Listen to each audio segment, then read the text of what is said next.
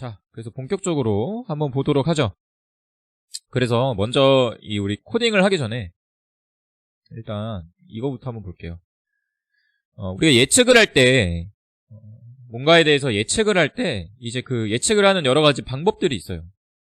이건 이제 그 기업에서 쓰는 방법들인데, 정성적 기법과 정량적 기법이 있습니다. 이제 뭐 정성적 기법 같은 경우에는 이제 그 어떤 개인의 지혜나 주관을 바탕으로 이제 여러 가지들을 예측을 하는 기법이에요.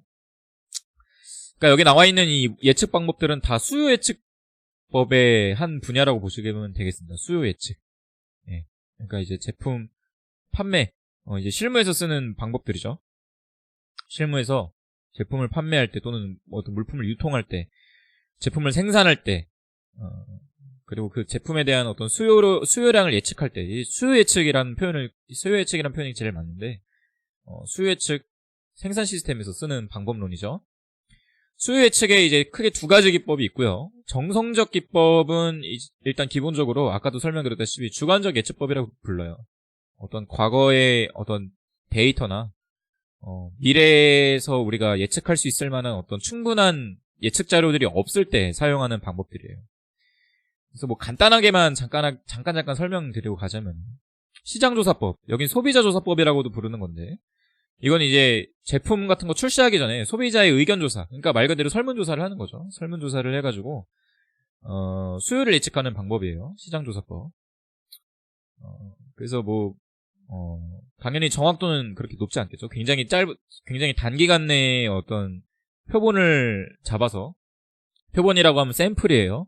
어떤 조사 집단, 내가 조사할 수 있는 군을 꾸려가지고 그 집단을 간단하게만 조사를 해보는 방법이에요. 델파이 방법은 이제 그 장기 예측에 사용하는 기법이에요. 어떤 신제품을 만들 때 수요에 대한 장기적인 예측을 할 때 전문가의 그냥 직관을 이용해서 예측을 하는 방법이다 보시면 되겠고요. 예, 비교유추법, 이런 건 이제 이 라이프 사이클 같은 것들을 판단을 해서 지금 출시하는 어떤 제품이나 어떤 서비스에 대한 비슷한 서비스들에 대한 사례들, 그런 것들을 비교해보고 유추하는 방법들이에요. 그러니까 여긴 굉장히 주관적인 방법이죠. 근데 우리는 뭐예요? 우리는 이제 데이터 분석을 하는 입장이죠. 그러니까 위에 같은 정성적 기법은 기본적으로 데이터가 확보되어 있지 않았을 때, 데이터가 없을 때, 객관적인 자료가 충분하게 모여있지 않는 상태에서 내가 뭔가 수요를 예측해야 된다, 시장조사를 해야 된다라고 할 때 쓰는 방법들이고요. 우리가 하는 방법은 이제 정량적 기법이죠. 데이터가 실제로 확보되어 있는 상태에서 이제 분석하는 방법입니다. 그 중에 우리가 오늘 해볼 내용이 바로 이 시계열 모형이라는 거예요. 시계열 모형, 시계열 분석. 그래서 이 시계열 모형에는 일변량 시계열이라는 게 있고 다변량 시계열이라는 게 있는데, 오늘은 이 일변량 시계열의 아리마라는 모델에 대해서 같이 한번 얘기를 나눠보도록 하겠습니다. 네, 그래서 스크립트로 이제 제가 그냥 이제 여기다가 필기를 하면서 쭉 진행을 좀 해보도록 할게요. 스크립트 받으신 분들은 이제 거기에 이제 내용이 타이핑이 다 되어 있을 거예요. 그래서 여러분들이 이제 그냥 스크립트를 눈으로 보시면서 수업을 들으셔도 되고, 아니면 이제 필기를 직접 해보시면서 수업을 들으셔도 될 것 같습니다. 그래서 시계열 분석, 보통 이제 타임 시리즈라고 부르죠. 타임 시리즈 이렇게 표현을 합니다. 타임 시리즈. 타임 시리즈는 말 그대로 어떤 시간에 따른 연속형 변수의 뭔가를 예측을 하는 거예요. 보통 이제 아까 얘기했듯이 어떤 수요량, 판매량 이런 거에 대한 예측 분석 모델, 아니면 경제에서 어떤 주가라든지 어떤 경제 지표의 예측 모델을 예측을 할 때, 어떤 지표들을 예측을 할 때 사용됐던 모델입니다. 시간에 따른 어떤 이런 트렌드를 조사하는 모든 모델들을 다 시계열 분석, 타임 시리즈다 라고 불렀어요. 그래서 여기서 당연히 들어가는 데이터는 시간에 대한 데이터가 반드시 들어갑니다. 시간의 데이터가 들어가는데, 여기서 이제 나와 있는 시간이라고 하는 거는 특정한 간격을 가지는, 특정 간격을 갖는 시간을 뜻해요. 그걸 이제 레그라고도 표현을 하고요. 우리 스크립트도 보시면 아시겠지만 어떻게 표현이 되어 있냐, 제가 어떻게 표현을 해놨냐, 레그에서 데이터 포인트에 트렌드를 찾는 법, 데이터의 트렌드를 찾는다 라고 보시면 되겠어요. 그래서 이 특정 간격을 갖는 시간을 레그라고 표현을 하고, 그 레그 내에서 데이터가 이렇게 축축축 찍히겠죠. 데이터가 한 점 한 점씩 찍히겠죠. 일 단위일 수도 있겠고요, 분 단위일 수도 있겠고, 월 단위일 수도 있겠고, 뭐 주차 단위일 수도 있을 거예요. 그런 시간 단위에서 데이터가 이렇게 찍히는데, 그 데이터 포인트의 특성을 찾는 게 이게 타임 시리즈라고 보시면 되겠습니다. 저희가 그래서 오늘 할 거는 뭐냐면은 그 타임 시리즈 중에서 일별량 정상시 계열 이란 걸 해볼 거예요. 네. 아리마 모델이란 걸 해보도록 하겠습니다. 아리마 모델. 도대체 이 아리마라는 게 도대체 뭐냐? 이거를 하기 전에 기본적으로 이제 시계열의 기본적인 몇 가지 성분들에 대해서 좀 알아보도록 하겠습니다. 그래서 스크립트에도 나와 있지만 시계열에서는 이제 우리가 몇 가지 확인을 하는 지표들이 있어요. 첫 번째로 트렌드, 추세라고 불러요. 추세. 네. 추세는 말 그대로 어떤 데이터에 변화되어 있는 모형, 네. 그걸 생각을 하시면 됩니다. 그러니까 말 그대로 우리가 왜 라인 플랫 같은 거 그리잖아요. 데이터를 가지고 우리 예전에 데이터 시각화했을 때 보면은 시간에 따라서 매출량이 어떻게 되는지 그래프를 이렇게 그려보잖아요.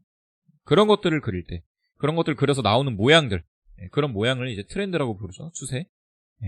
그래서 시간이 지날수록 점점 증가하는 추세가 있느냐, 아니면 점점 줄어드는 추세냐, 이런 것들을 좀 확인한다라고 보시면 되겠습니다. 추세라는 걸 확인을 하고요. 시계열 분석을 할 때. 두 번째,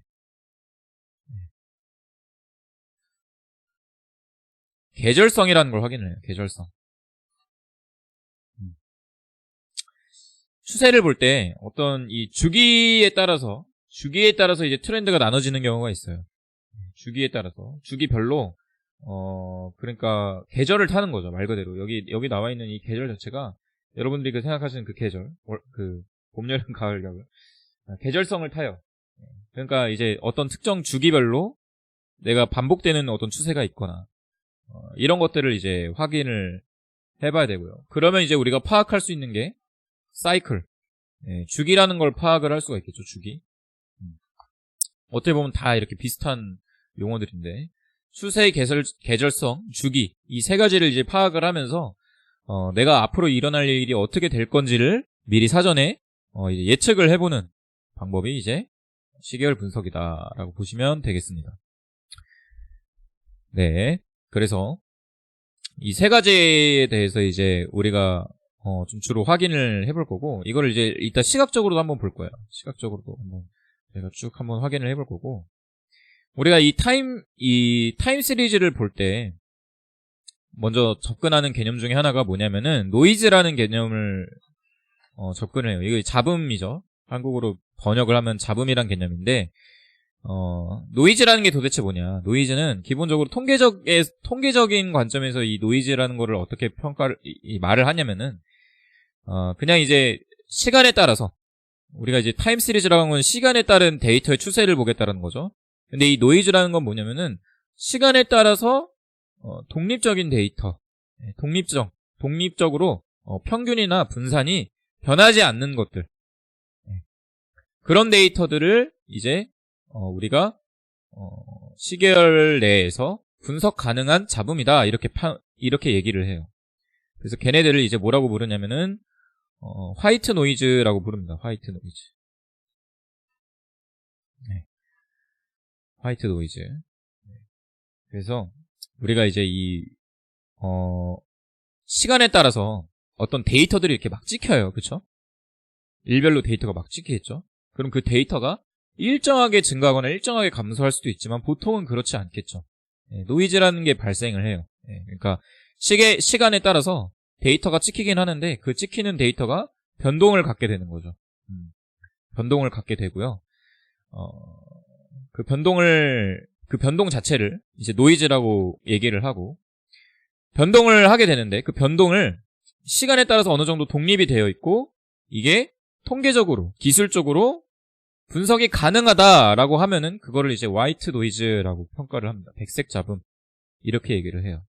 그래서 시계열 분석을 하는 데 있어서 기본적으로 전제 조건은 뭐냐면은 우리가 통계적으로나 기술적으로 분석 가능한, 시간에 따라서 어느 정도 데이터가 통계적으로, 기술적으로 분석이 가능한 정도의 노이즈를 바탕으로 분석이 진행된다라고 보시면 되겠습니다. 그래서 실무에 실제 데이터들이 올 때 사실 이 타임 시리즈 시계열 분석이 그렇게 엄청나게 파워풀하진 않아요. 왜냐면은 실제로 우리가 뭐 수요 예측 같은 걸 실제 실시할 때 작년만 봐도 그래요. 우리 작년을 예를 들어봅시다. 어떤 뭐 이 옷을 판매하는, 아니면 음식점에서 뭐 매출을 예측한다라고 해서 예측 모형을 만든다라고 할 때 변동이 그냥 일정 주기적으로 손님들이 계속 오고, 만약에 이 음식에 뭐 냉면을 판다라고 하면은 여름에 많이 오고 겨울에 적게 오고 뭐 이런 어떤 트렌드가 이렇게 쭉 나오겠죠. 트렌드 같은 게 나오는데 그거 외적으로도 사실 판매에 영향을 미치는 것들이 굉장히 많죠. 작년 같은 경우는 코로나 바이러스 때문에 3월 이후로 어떻게 돼요? 전체적인 경제 지표가 확 꺾여가지고 쭉 내려가는 트렌드를 쪘었죠.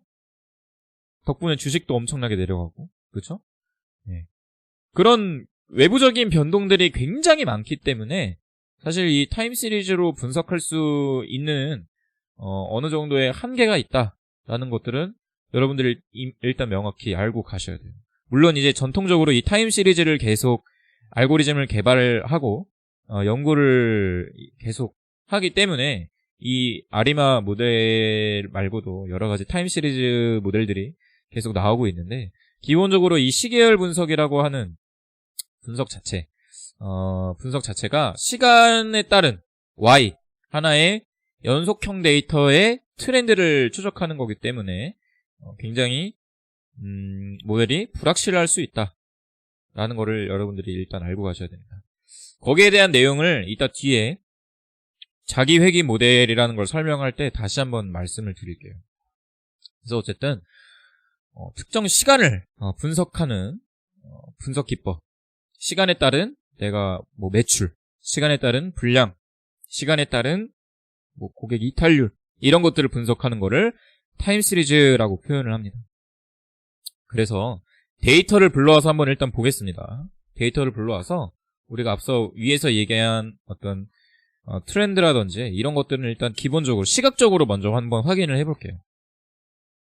그래서 우리 스크립트를 다운로드 받으신 분들은 그냥 스크립트 실행시켜 주셔도 되고, 어느 정도 여러분들이 코딩에 이 파이썬 코딩에 어느 정도 좀 익숙하신 분들은 같이 따라 타이핑 하시는 것을 좀 추천드려요. 아니면 내가 이거를 좀 많이 제대로 하고 싶다라고 하시는 분들은 같이 따라서 타이핑을 하시는 거를 어느 정도 추천을 드립니다. 저번에도 설명드렸다시피 많이 할수록 실력이 늘기 때문에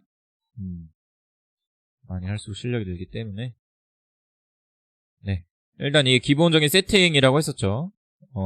어떤 이 그래프 출력할 때 한글 글씨체 잡아주는 거, 그리고 데이터 가져오거나 처리하는 라이브러리, 판다스나 넘피, 시각화할 때 쓰는 C본, 매플라 라이브러리 가져왔고요. 데이터 한번 불러봅시다. pd.read csv 해서 오늘 쓸 데이터는 데이터 11 csv 파일이에요. argc 파일로 블로그에 올려드렸을 텐데 왜 argc 파일로 올려드렸냐, 이거 데이터 한번 확인을 해보면은 그냥 이렇게 보자. 인포 함수를 써서 데이터를 한번 확인해 보겠습니다. 데이터를 확인해 보면은 구매일, 구매금액, 물품 대분류, 이 세 가지 항목이 있는 데이터인데요. 데이터가 무려 80만 3,675개의 데이터로 이루어져 있어요. 80만 개. 약 80만 개 가량 정도 되는 데이터이기 때문에 얘가 10MB가 넘어가더라고요. 그래서 제가 argc 파일을 묶어서 CSV 파일 형태로 첨부를 해드렸습니다. 그래서 데이터 한번 어떻게 구성되어 있는지 한번 볼까요? 실제 눈으로도 확인을 해보고 인포메이션으로도 우리가 같이 한번 보면은 보시는 것과 같이 구매 일자라고 하는 데이터가 쭉 있고요. 그리고 구매 금액이 있어요. 그러니까 이 데이터는 이것도 실제 데이터예요. 실제 모 사에 회사명 A사라고 하겠습니다. A사에 유아용품을 판매하는 A사에 일자별로 판매 금액에 대한 데이터입니다. 그래서 일별로 어떤 물품이 얼마에 팔렸는지 이게 이렇게 하나씩 찍혀 있는 데이터예요. 이런 데이터다라고 보시면 되겠습니다. 그럼 우리가 이제 이걸 바탕으로 어떤 걸 하고 싶냐? 이 회사에 이 구매 금액 있죠? 이거 고객이 구매한 금액이라 해서 구매 금액이에요. 구매 금액을 예측해보자라는 거죠. 그래서 이 데이터는 2018년 4월 20일부터 출발을 하고요. 아랫부분 한번 볼까요? 2020년 8월 6일까지 데이터가 이렇게 쭉 정리되어 있는 것을 보실 수가 있어요. 18년 4월 20일부터 20년 8월 6일까지. 물론 이렇게 데이터 보실 때 이렇게 그냥 확인하는 건 좀 위험할 수 있어요. 왜냐면은 지금 보면은 인포메이션 볼 때 구매일이 지금 오브젝트로 되어 있죠. 문자 형태로 되어 있기 때문에 중간에 이 날짜가 순서대로 그냥 정리되어 있으면 상관없는데 2020년 9월짜리 데이터도 뭐 중간에 섞여 있을 수도 있겠죠. 그래서 가장 확실한 방법은 뭐냐면은 이 구매일을 데이트 타입으로 바꿔서 시간 형태 데이터로 바꿔서 우리가 확인을 해보는 게 제일 적절할 거예요. 한번 절차대로 해봅시다. 그래서 구매일을 판다스에서 지원하는 데이트 타임 형태로 바꿔볼게요. 그러면은 데이트 타임 64라고 데이터 타입이 바뀌게 되죠. 이 친구를 df1에 데이트 타임 이렇게 바꿔보겠습니다. 이렇게 바꾸고 이 데이트 타임의 디스크라이브를 한번 볼까요? 시리즈 형태로도 디스크라이브 함수가 작동이 돼요. 데이터 프레임에도 작동이 되지만요. 그래서 한번 확인해 보면은 이 데이터의 첫 번째 일자가 4월 20일 그리고 가장 마지막 일자가 2020년 8월 7일인 것을 확인을 했습니다. 프리퀀시 가장 많은 일자 데이터가 가장 판매가 많이 찍힌 일자는 19년도 10월 11일이네요. 그때 데이터가 가장 많이 찍혔고 그때 발생했던 데이터가 이제 1,500건 가량의 데이터가 있고 전체 데이터는 589일차의 데이터가 있는 겁니다. 얼추 맞죠? 19년도에서 20년도까지면은 이제 약 2년치 되는 거니까 18년도부터 20년이면은 2년치 되니까 한 600일 정도 되는데 문제는 뭐냐면은 중간에 이게 600일이 안 되잖아요. 589일이다 보니까 이 전체 데이터에서 며칠이 지금 좀 빠져 있어요. 판매가 안 된 날짜도 있다라는 거겠죠. 데이터가 안 쌓여 있거나 아니면 뭐 주말에 판매를 안 했다라든지 이런 데이터가 있는 거예요.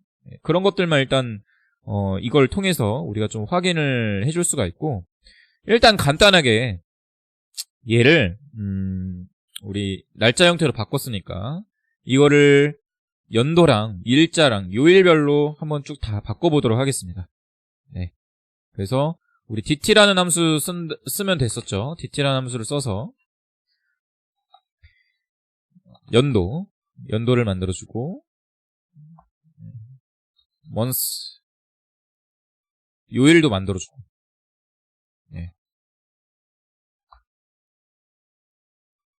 week 주차도 만들어주고 day 언더바 name 해주면은 day of week죠. 요일 일자까지도 한번 만들어줘 봅시다.